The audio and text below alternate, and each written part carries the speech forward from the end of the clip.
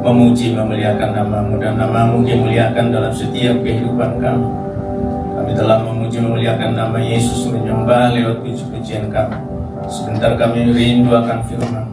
Kerinduan kami akan firman-Mu karena kami tahu firman-Mu berkuasa atas setiap orang yang percaya kepada-Mu, sehingga kami terhindar dari segala hal yang berbuat dosa. Agar pagi ini, sore hari ini Tuhan, kami datang ke hadapan-Mu memohon belas kasih agar kami, pikiran hati kami tertuju, terfokus kepada firman-Mu. Berbicaralah Bapa, di dalam nama Yesus kami berdoa, mengucap syukur. Amin. Shalom. Shalom. Kita buka Alkitab kita dari Amos 9 dari ayat 11 sampai 15. Bapak Ibu udah di sana?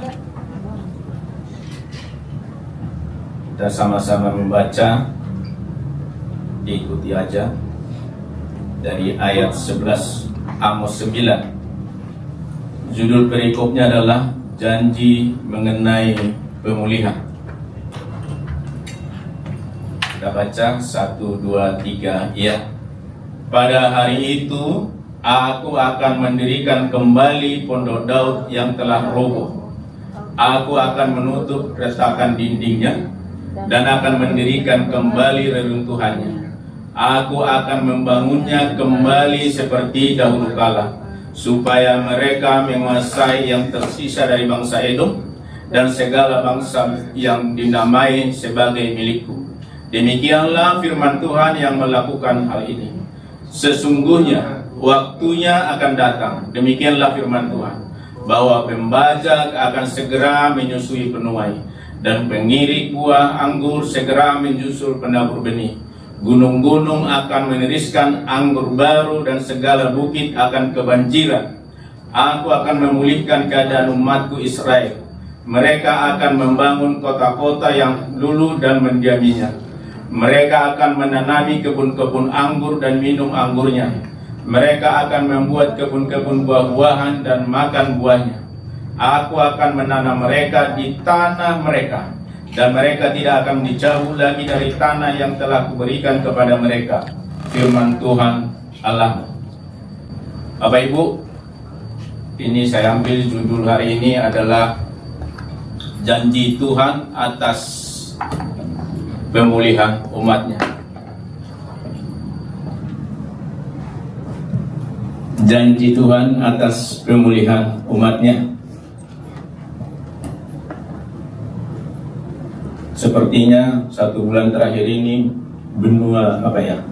dunia ini digoncang dengan berbagai masalah.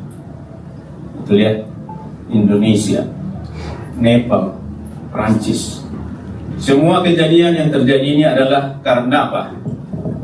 Saudara percaya bahwa itu adalah kesenjangan sosial.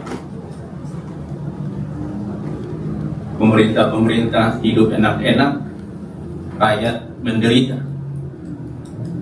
Nah, ternyata saya mempelajari Alkitab bahwa di masa kerajaan Yerobeam II dan Uzia, mana Israel waktu itu sudah terbagi 2 kerajaan, utara dengan selatan, Yehuda dan Israel,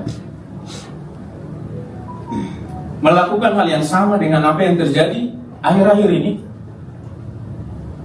Pada saat Amos menerima firman dari Tuhan, melihat berapa? 5 kali ya kalau nggak salah penglihatannya. Itu adalah masalah bahwa pada saat itu kerajaan itu aman, ekonominya bagus, politiknya stabil, tapi ada 1 hal, 2 hal, 3 hal yang tidak bisa diterima oleh Tuhan, yang membuat Tuhan itu sangat menjijikan. Kalau boleh saya bilang, kenapa? Karena pada saat itu keadilan sosial tidak ada, mental semua orang merosot, dan ternyata Tuhan yang menginginkan ini buat pemerintah-pemerintah, buat kerajaan-kerajaan, Tuhan tidak menginginkan bahwa mereka-mereka yang memimpin suatu bangsa, memimpin suatu komunitas, memimpin sesuatu yang berbentuk organisasi, Tuhan tidak menginginkan kesewenang-wenang. Dan ternyata Tuhan tidak tinggal diam dengan keadaan seperti itu.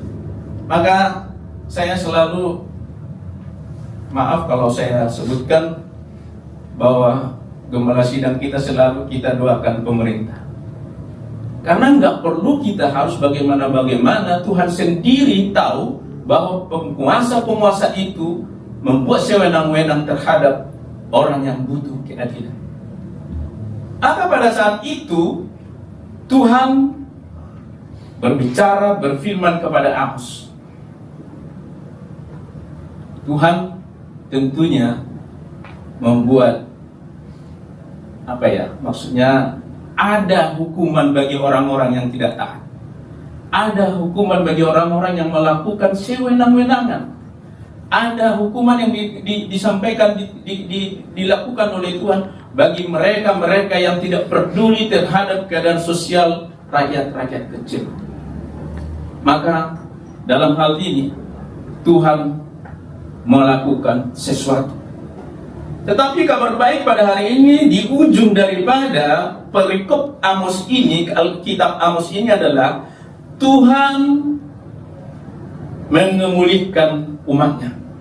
Makanya perikop judul ini janji mengenai pemulihan. Kalau ayat-ayat sebelumnya adalah mengenai bagaimana bangsa Israel yang tidak taat, yang sewenang-wenang melakukan penghukuman.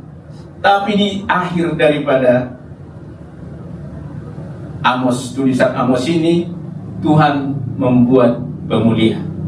Maka janji Tuhan dan kabar baik inilah yang mau saya sampaikan, yang mau kita bahas pada hari ini. Apapun masalah sewenang-wenangan oleh penguasa-penguasa, sewenang-wenang oleh orang-orang yang merasa dirinya hebat, yang tertindas berdoa, Tuhan memperhatikannya. Tetapi ternyata Tuhan memakai Amos. Amos itu bukan seperti Yeremia, Yesaya adalah nabi-nabi besar.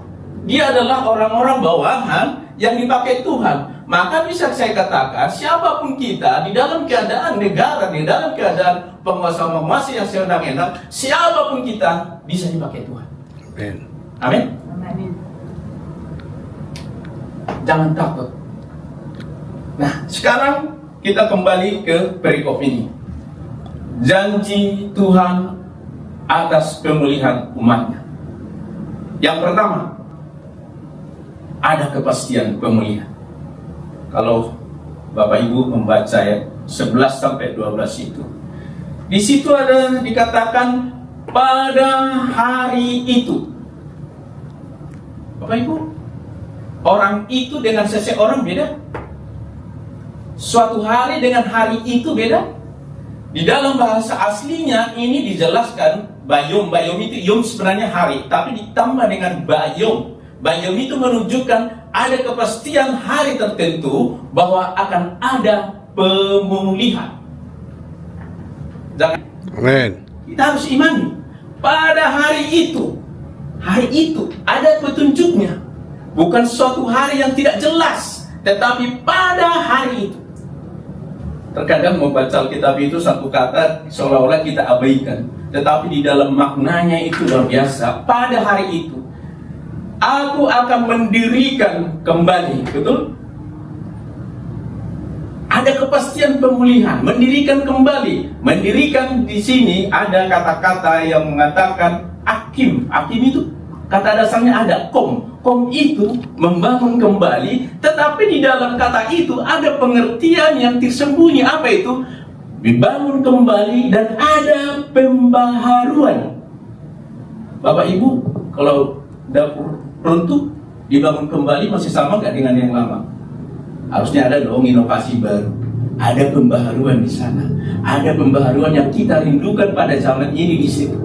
Begitulah Tuhan, bahwa Dia membangun kembali, mendirikan kembali, memulihkan kembali, tapi di sana juga ada makna pembaharuan.